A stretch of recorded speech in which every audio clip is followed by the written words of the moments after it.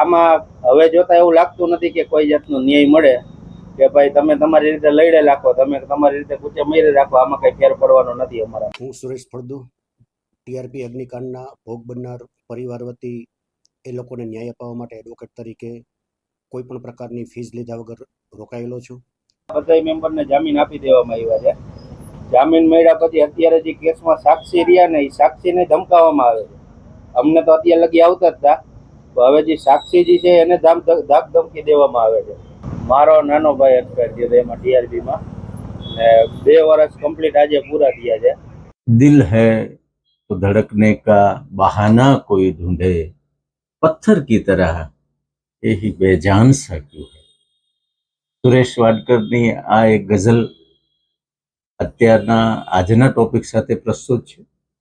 ભૂપેન્દ્ર સિંઘે પણ બહુ સરસ એક ગઝલમાં વાત કરી છે કે इन उम्र से लंबी सड़कों को मंजिल पे पहुंचते देखा नहीं, बस दौड़ती फिरती रहती है, हमने तो ठहरते देखा नहीं. इस अजनबी से शहर में जाना पहचाना ढूंढता है. मित्रों, टीआरपी गेम जोन कांड રાજકોટને 2 વર્ષ આજે પૂરા થયા છે. હજી પણ પીડિતોના એ દુષ્કા, એમની વેદના, એમની વ્યથા ગુંજી રહી છે.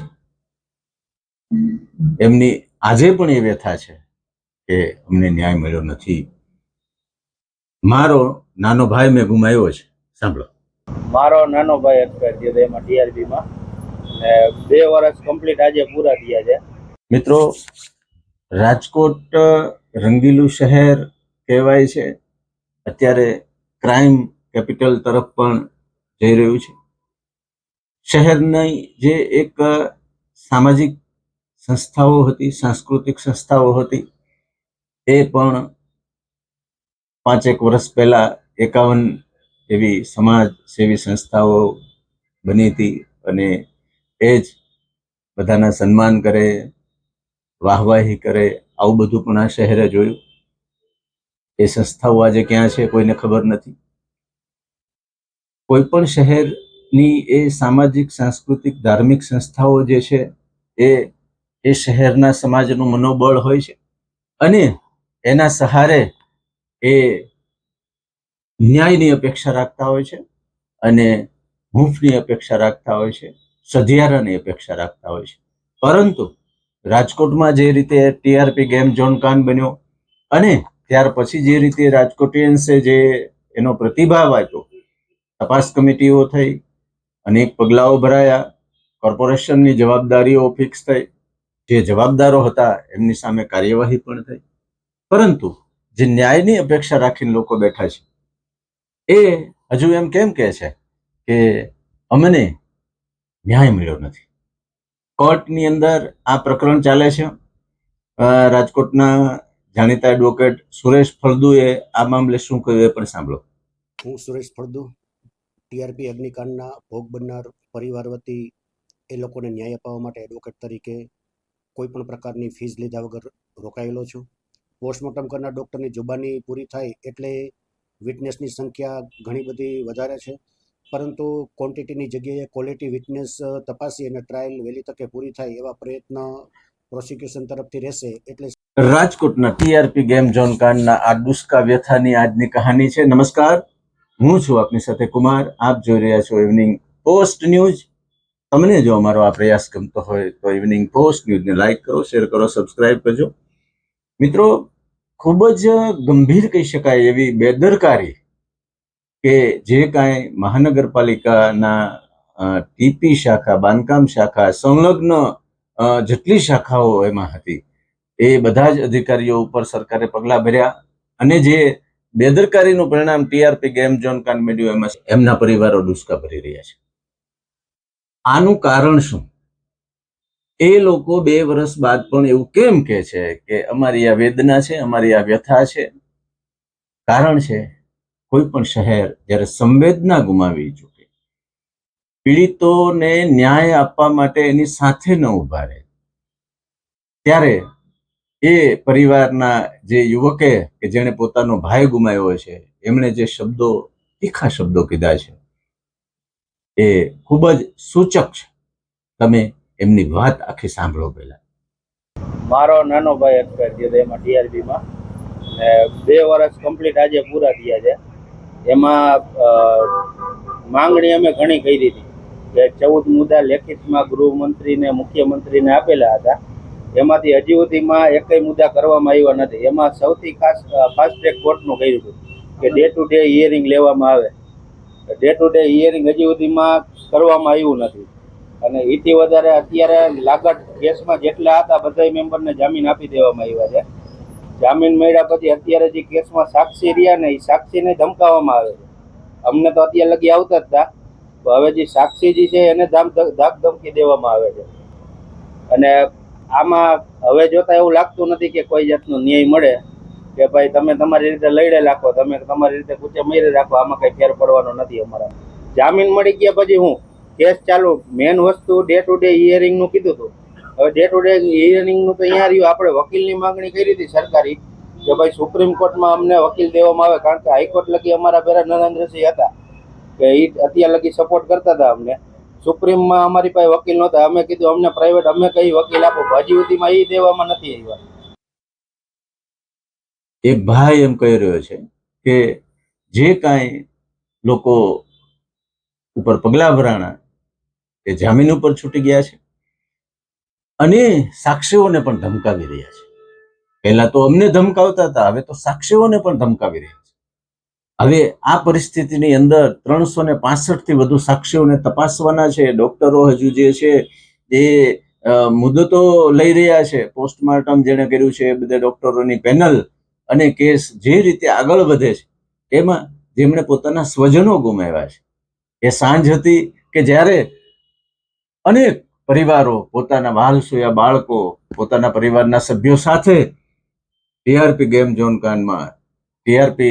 ઝોનમાં આનંદ કરવા માટે, એક મજા માણવા માટે ગયા હતા. પરંતુ જે વહીવટી તંત્રની બેદરકારી, જે કાંઈ એના નિયમો હતા એ નિયમો મુજબનું કામ ન હોવાથી જે આ આખો ગેમ ઝોન કાંડ સર્જાયો, એનાથી રાજકોટ સહિત આમ તો કહી શકાય કે વિશ્વએ નોંધ લીધી હતી અને પૂરા ભારતમાં આના ઘેરા પડઘા પડ્યા હતા.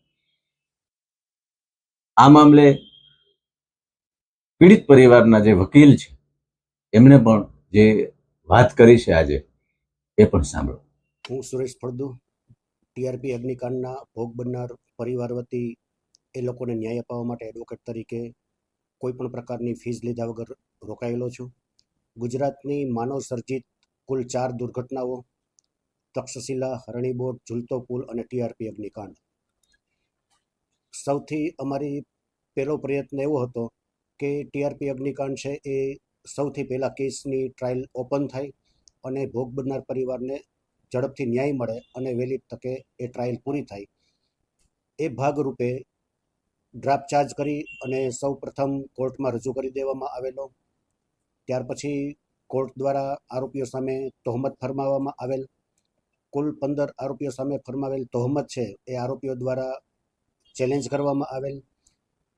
એ ઉપરાંત કેસની ટ્રાયલ ડે ટુ ડે ચાલે એના માટેના પ્રયત્નના ભાગરૂપે એક એપ્લિકેશન આપવામાં આવેલી, એનો પણ આરોપી દ્વારા વિરોધ કરવામાં આવેલો. આરોપીઓને કોઈ જગ્યાએ સફળતા મળેલ નહીં. ત્યારબાદ કેસની ટ્રાયલ છે એ ઓપન થઈ. આ ટ્રાયલ ચલાવવામાં સ્પેશિયલ પીપી તરીકે Tushar Gokani, additional special PP તરીકે નિતેશ કથિરિયા અને ભોગ બનનાર પરિવાર વતી હું રોકાયેલો. આ કેસમાં કુલ પોસ્ટમોર્ટમ કરનાર 6 ડૉક્ટરો છે. એમાંથી 5 ડૉક્ટરોની જુબાની છે એ નામદાર અદાલતમાં નોંધાઈ ગયેલ છે. એક ડૉક્ટરની જુબાની જે બાકી છે એની આગામી તારીખ 12/6/2026ના રોજ નોંધાવાની છે. એ રીતે જોવામાં આવે તો 4 માનવ સર્જિત દુર્ઘટનાઓ છે એમાંથી સૌથી પહેલાં ટીઆરપી અગ્નિકાંડની ટ્રાયલ છે એ શરૂ થઈ ગયેલ છે. જો આરોપી તરફથી ઘણા બધા કાનૂની મુદ્દાઓ ઉપસ્થિત કરવામાં આવશે ટ્રાયલ ડીલે કરવા માટે. પોસ્ટમોર્ટમ કરનાર ડૉક્ટરની જુબાની પૂરી થાય એટલે વિટનેસની સંખ્યા ઘણી બધી વધારે છે, પરંતુ ક્વોન્ટિટીની જગ્યાએ ક્વોલિટી વિટનેસ તપાસી અને ટ્રાયલ વહેલી તકે પૂરી થાય એવા પ્રયત્ન પ્રોસિક્યુશન તરફથી રહેશે. એટલે સ્વાભાવિક છે કે આરોપી તરફથી કોઈ પણ પ્રકારે હર્ડલ્સ ઊભું કરી અને ટ્રાયલ ડીલે થાય એવા પ્રયાસો કરવામાં આવશે. મિત્રો, આવી બધી કરુણાંતિકાઓ અને એમાં જે કાંઈ કોઈ જાગૃતિ લોકોની હોવી જોઈએ, સમાજસેવી સંસ્થાઓની હોવી જોઈએ, એ જાગૃતિના અભાવના કારણે મોટાભાગે આવી ઘોર બેદરકારી એ રહી જતી હોય છે અને એના પરિણામો જે છે એ જે તે શહેરના નાગરિકોને ભોગવવા પડતા હોય છે.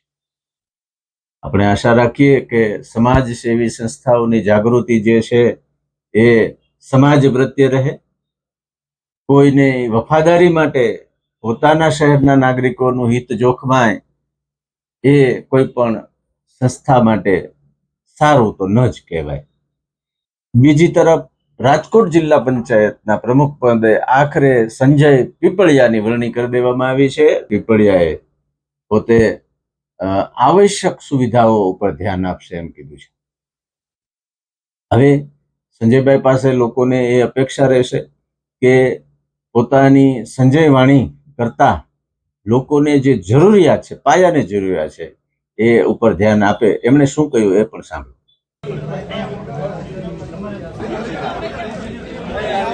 ખાસ તો મારે આ ત્રીજી ટર્મ સરપંચની મારે ચાલુ છે. 15 વર્ષથી સતત સરપંચ હોય એટલે નાનામાં નાના છેવાડાના માણસોના શું પ્રશ્નો છે એ અમે સારી રીતે જાણી શકીએ છીએ.